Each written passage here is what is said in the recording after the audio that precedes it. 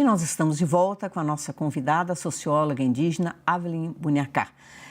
Bom, Avelyn, existe uma situação de violência, de massacre geral em relação aos indígenas no Brasil, apesar de toda essa representação idílica que todo 19 de abril é dia de índio, os índios nos representam, o Guarani, o Belo Guarani, Iracema, né, a Virgem dos Lábios de Mel. Há uma violência generalizada contra os índios. Então, quais os maiores problemas que você acha que o seu povo enfrenta? No Brasil existe um genocídio contínuo desde a invasão, desde 1500. E esse genocídio não parou. Só que ele é silenciado. É aquilo que a gente já ouviu muito falar, que índio bom é índio morto. Então, assim, dentro das aldeias, nas cidades, a violência é muito grande. Só em Belo Horizonte já foram 3 indígenas assassinados, na capital. E esses casos nunca vieram a público.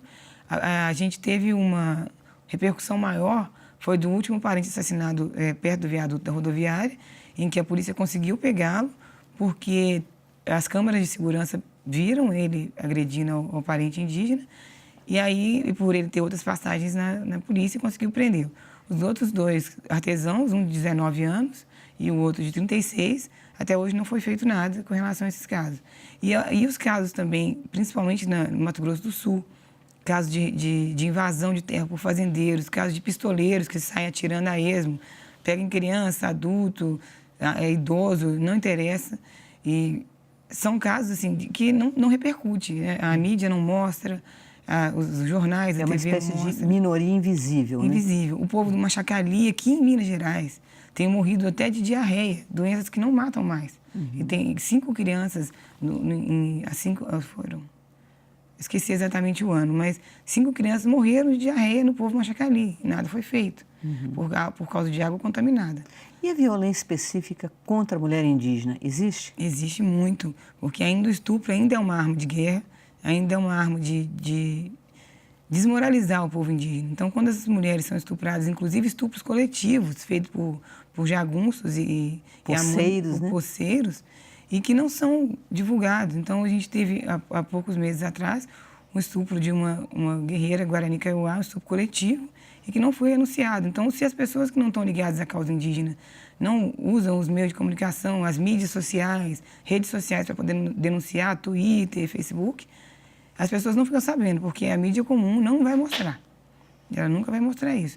E tem as questões também de quando há uma violência doméstica, a própria polícia, há casos também que a polícia não quer fazer o boletim de ocorrência porque acha que assunto de índio tem que ser resolvido lá dentro mesmo. Porque há estupros também de indígenas por outros indígenas masculinos. Sim, porque principalmente depois da questão do álcool. A questão do alcoolismo tem aumentado muito a violência dentro das aldeias. Porque o nosso álcool não era a cachaça, não era a cerveja, era o cauim, que era uma bebida feita por fermentação da mandioca, ou então de outras frutas também, que dá para fazer, e era muito mais leve. Então, ao ponto que as pessoas tomavam cauim em festas, em celebrações, e depois iam dormir, cada um em suas casas. Não havia essa violência. Agora, a cachaça não, ela vem de fora, e a pessoa fica completamente cega, e apronta coisas horríveis. E quando há esse caso, ele é resolvido dentro da própria aldeia? Há casos resolvidos dentro da própria aldeia, com punições dentro da própria cultura, e casos de expulsão também da aldeia. Aquela pessoa nunca mais pode voltar. Caso ela volte, ela pode sofrer até uma pena de morte mesmo. Agora, diante disso tudo que a gente falou, né? É tanto desrespeito, quer dizer, o índio é sujeito de direito, mas não é ouvido. Existe a lei, mas a lei não é aplicada. Existe a questão de demarcação de terras, mas ela ou é morosa ou não é realizada. Existe a contradição da esquerda, que não tem essa sensibilidade. Você me disse que no governo Fernando Henrique houve mais demarcações de terra que no governo Lula ou Dilma. E, inclusive, no governo Collor. A questão indígena é atravessada por muitas contradições. Mas agora nós temos uma perspectiva de luta diferente, que é com representação, você atuando junto com a Áurea Carolina, com Cida Falabella. Não que isso resolva, evidentemente, mas é uma perspectiva diferente na luta? É uma perspectiva diferente. Inclusive, a gente tem se articulado até para 2018, para a gente voltar a ter um representante federal. Depois de Juruna, nunca mais teve ninguém. E Juruna nos 80, né? E a gente foi o único deputado federal indígena. Inclusive, ele morreu pobre, doente, Mas ele não foi eleito pelos indígenas, ele foi uma representação, mas ele foi eleito pelo estado do Rio de Janeiro, né? E depois de Juruna não teve mais ninguém. E a gente tem entendido que, além de fazer as nossas lutas na rua, é necessário ocupar esses espaços de poder também, porque senão eles não vão nos ouvir. Eu tenho percebido na gabinetona, lá na Câmara de Vereadores, é um choque, às vezes eu tá lá com o rosto pintado, as pessoas ainda se assustam, às vezes os chocalhos, né, o traje que faz esses barulhinhos, e aos poucos eles vão tendo que se acostumar, é que aquilo ali não pode ser um lugar só de homens brancos e assim, engravatados, que não ouvem ninguém, inclusive é um lugar extremamente machista e misógino, né? Então as guerreiras estão lá, a Cida e a Áurea, tem mais 2 mulheres também que fazem parte da bancada feminina, mas assim, várias vezes eu já vi elas brigando pela palavra, porque eles, como eles sempre imperaram lá dentro, eles têm essa mania de tentar silenciá-las, né? E as 2 têm sido grandes guerreiras lá em manter o posicionamento firme, em manter as palavras delas e não se deixar interromper. Então, é uma luta também, não só das causas indígenas, mas é uma causa da mulher também, né? Esse lugar de poder, esse espaço de poder e esse lugar de fala que a gente tem que manter. Você acha, então, que, como a gente estava dizendo, a luta é longa? É longa. A luta, eu diria que eu não digo eterna, não sei, né? Mas ela exige muita disposição e muita energia e muita alegria também, Muita alegria. que é uma coisa que eu vejo muito, principalmente na Áurea Carolina, que eu vejo. E você vê também essa alegria na luta aí dentro do gabinete, do gabinetona, né? A gabinetona é muita alegria. A gente tem convivência de figuras, vocês. Mas é muito bacana. Tem figuras como o Ed Marte, que ele é uma peça sempre de bom astral. Tem o do Pente, tem a Nana, que é uma mulher mais brava assim, da questão da luta antiprisional, mas também muito alegre. Então, várias risadas. A gente é uma gabinetona mesmo, tirou as paredes, né? As paredes físicas caíram. Ah, é? Agora é um ambiente só. E algumas barreiras que não eram físicas também têm sido desconstruídas, né? Por exemplo, o convívio. Algumas pessoas nunca tinham convivido com indígena, agora é a primeira vez. Então, a gente tem conseguido fazer um lugar democrático, no sentido de, não que seja um mar de rosas, mas em que todos têm que falar e todos têm que ter voz ali dentro. Então, porque é difícil que, ao mesmo tempo, tem que, mesmo com essas pessoas machistas ou não, você tem que negociar, porque senão você não implementa lei alguma, projeto de lei, de nada. Exige uma habilidade de negociação também, não é? Exige.